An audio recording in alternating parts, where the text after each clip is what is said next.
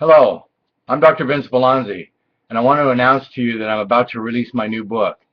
The official release date is in June, but prior to that I'm going to have some copies available that I want to get out to the public. And if you keep in touch with me, I'll be happy to send an email, and I'm going to have a pre-release version of the book, and I'd love to get it out to you. I'm going to send it out for just my cost for shipping and handling, so please stay tuned for that. I also want to announce that I'm going to be doing a webinar. I want to do a webinar, and I want to talk about the body being a symphony. We know that the body is made up of several biological systems, and those systems have to work together just like an orchestra. So I like to use the example of a conductor conducting an orchestra, and honestly, you're the best conductor out there. So the webinar is about how do you be a better conductor? How do you keep these systems working? How do you avoid disease and keep health? The real answer to wellness is what you do. It doesn't come from a practitioner. It doesn't come from anybody that you can go see. Wellness is going to come from you. The way that you design your lifestyle, the way that you understand how your body works. So if I can get you to do certain things, you do them, and understand how your body works, then you can have a symphony, which I'm going to say is wellness. For example, if a conductor is conducting an orchestra, and a good conductor is going to be listening, of course, to the entire orchestra together, but also he listens to different instruments. You know, a good conductor can actually pick out when something doesn't sound quite right, or something needs to be changed, and that's, in a sense, what they're there for. So the conductor, let's say, is starting a piece, and here's the second violin. And the second violin may be a little bit slow on the beat, maybe he hears something out of tune. So he just nicely stops his conduct of the orchestra and speaks directly to the second violin. And he says, would you mind tuning your third string? I'd like it a little tuned, and I'd like you to pick up the beat a little bit.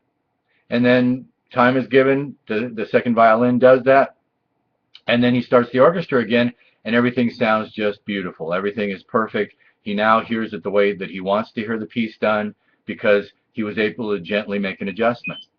So the other side of that is those of us who depend on a practitioner.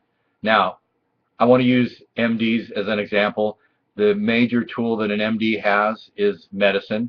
Of course, even if you're seeing a natural practitioner, you may get you to a point where you're using a lot of nutraceuticals and a lot of treatment. Eventually you want to be self-sufficient. But let's say that a medical doctor is the conductor, and as soon as that same violin is heard, the second violin seems to be out, the medical doctor is going to reach into the medical bag, pull out a brick, and toss it at the second violin, knocking the second violin out of action for a bit. So when he starts the orchestra back up, it will sound better because he doesn't hear something out of tune, he doesn't hear that, but he no longer has a second violin. So I'm just using this as a humorous example, but if we can orchestrate correctly, if we can conduct more like that, more like you and that the better conductor who just spoke to the second violin, we don't cause dysfunction. And that's my example to give you an idea of how medication works. People get on medication and perhaps stay on it much longer than they need to. So we want to explore how they might do things to get self-sufficient again.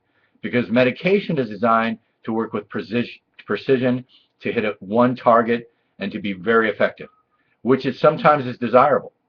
But if I knock out one of my systems, if I'm going to act with that much strength, I can actually knock out things that I may have wanted to happen. So I just did a show the other day, and I was using cholesterol as an example.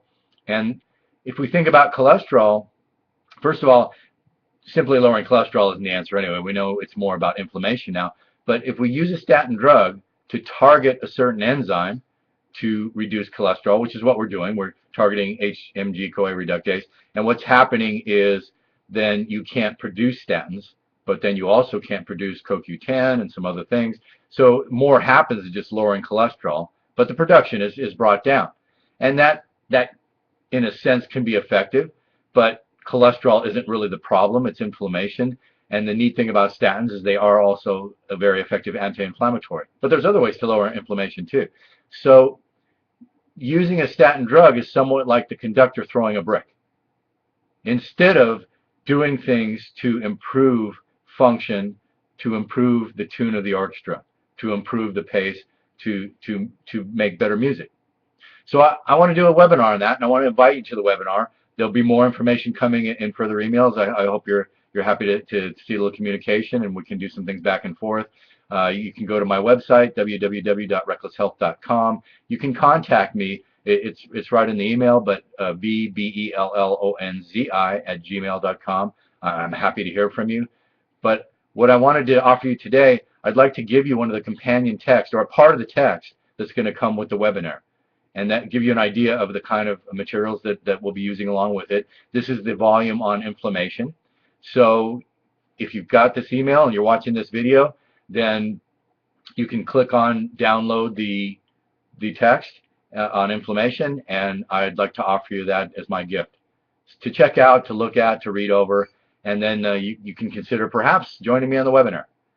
So next month I'm going to be announcing the launch of my book, and look for that email, because I want to offer it to you, like I said, at my cost.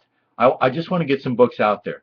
The book itself is about how to design your lifestyle. We're going to go into more detail in the webinar, but the book really explains why and how this is I think, in my estimation, a better plan, because we can't take care of all the people that are sick. And what happens if more people are getting sick with chronic disease?